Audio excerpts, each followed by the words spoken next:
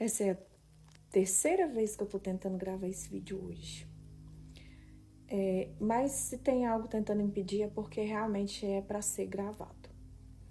E hoje eu quero dar um pequeno testemunho aqui de um episódio na minha vida que poucas pessoas conhecem, mas quem é mais íntimo conhece, né? Quem convive comigo há mais tempo sabe. Que muitas pessoas pensam que eu tô frequentando a igreja evangélica tem pouco tempo, que de repente, porque eu passei por uma situação ruim, né? E por isso que eu entrei para a igreja evangélica, e não é.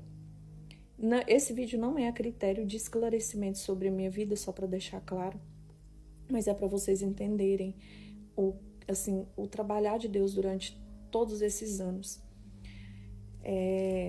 A primeira vez que eu fui para a igreja evangélica, eu tinha 16 anos de idade. Foi a minha amiga, minha melhor amiga, a Ângela. Amiga que eu conheci na minha adolescência e até hoje ela faz parte da minha vida. Ela é casada com o meu tio. E ela me convidou para ir na igreja evangélica, que a igreja na época, até no mesmo local da igreja que eu frequento hoje, era outra denominação na época, mas era naquele mesmo local. Na época era Deus é Amor, o pastor era o Antônio. Eu lembro que ela me convidou numa sexta-feira, era um culto de libertação, e eu fui com ela. E nesse dia, o pastor orou pelos dons do Espírito Santo e ele fez uma revelação no altar. E a dinâmica de revelação do Deus é Amor, o pastor entrega lá no altar a revelação e você sente o toque do Espírito Santo, você sabe que aquilo ali está falando com você, você sente que algo diferente ali naquele momento. Então aí você levanta a mão, se for para você o pastor entrega e ora, e se não for para você, as pessoas vão levantando a mão até que Deus entrega para quem ele quer entregar, para quem realmente pertence àquela revelação. E nesse dia o pastor fez uma revelação, eu lembro como se fosse hoje.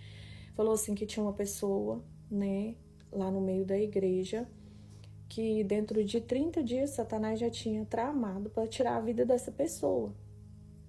E naquele momento eu senti que era para mim. E aquele dia a igreja estava cheia.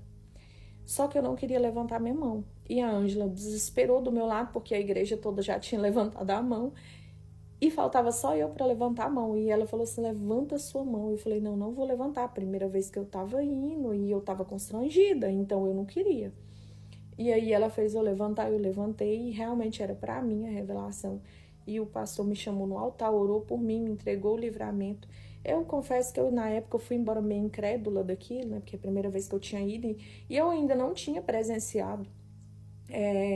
Não conhecia o que era dons do Espírito Santo, não conhecia o que era o fruto do Espírito Santo, não conhecia, sabe, o que é da carne, o que é do Espírito. Eu não tinha conhecimento nenhum de Bíblia, zero. Então, assim, leiga de tudo. E eu fui embora, não acreditei muito naquilo. Só que aí eu tive a minha primeira experiência sobrenatural com o mundo espiritual. Que muita gente não acredita em mundo espiritual. Gente, o mundo espiritual, ele é muito real. Muito. Mas esse é assunto para outro vídeo. E o fato de você acreditar ou não no mundo espiritual, ele não vai deixar de existir só porque você não acredita.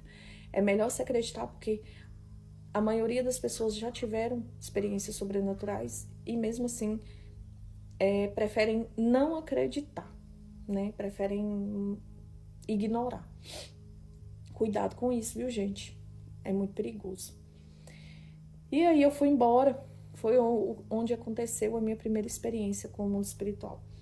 Eu tava deitada na minha cama uns dias depois. Isso foi durante o dia.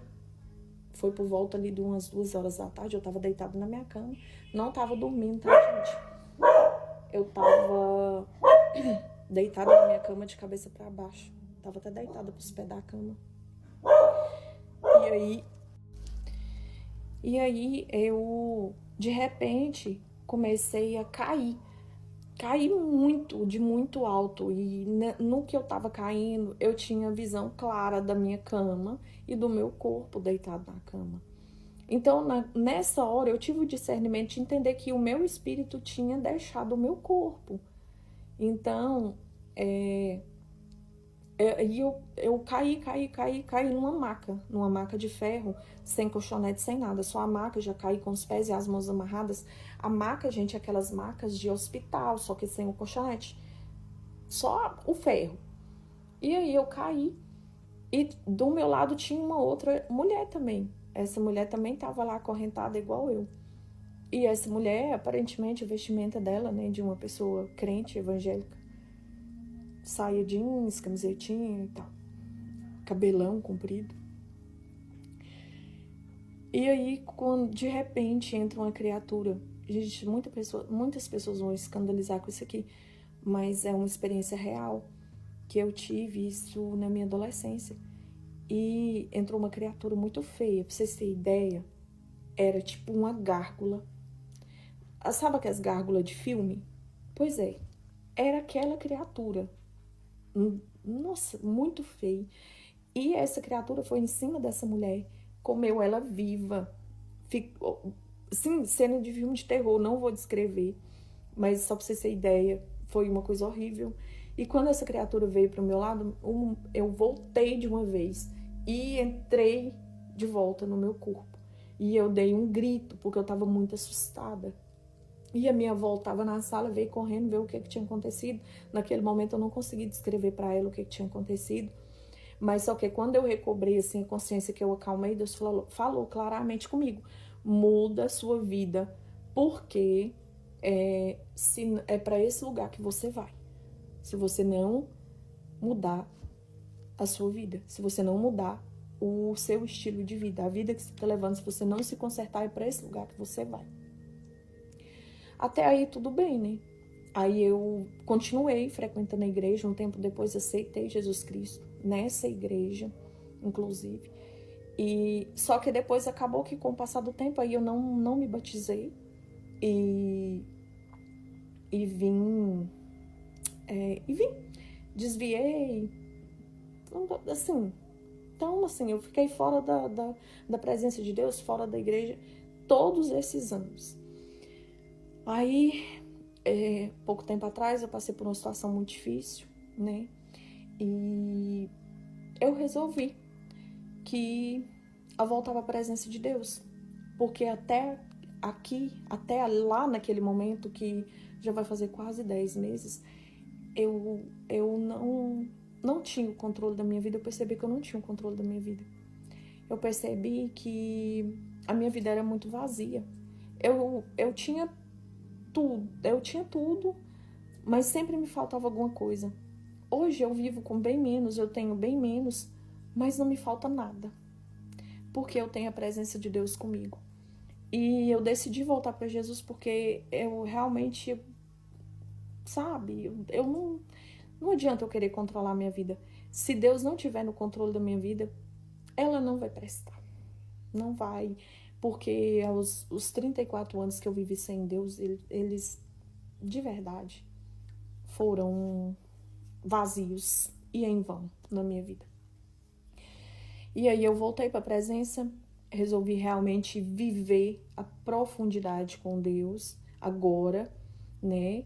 Eu precisei passar por uma situação muito difícil para acordar, para ter esse despertar, mas eu agradeço a Deus, eu tive o meu momento ali de arrependimento, o genuíno, o que gerou esse processo de cura, né, de libertação, de transformação, de restauração, de mudança de caráter, o que vem, né, porque isso aí é a vida toda. Até Jesus voltar, a gente vai estar sendo, né, moldado e transformado por Ele. Mas, assim, isso foi a melhor escolha que eu fiz na minha vida. Então, assim, gente, Deus está sempre do nosso lado, independente. Não há nada nesse mundo que possa fazer com que Deus nos ame menos. Mas o que a gente faz diz muito sobre como a gente ama Ele.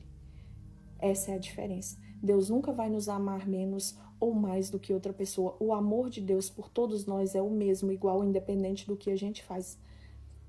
Mas o que a gente faz diz se a gente ama verdadeiramente a Deus ou não.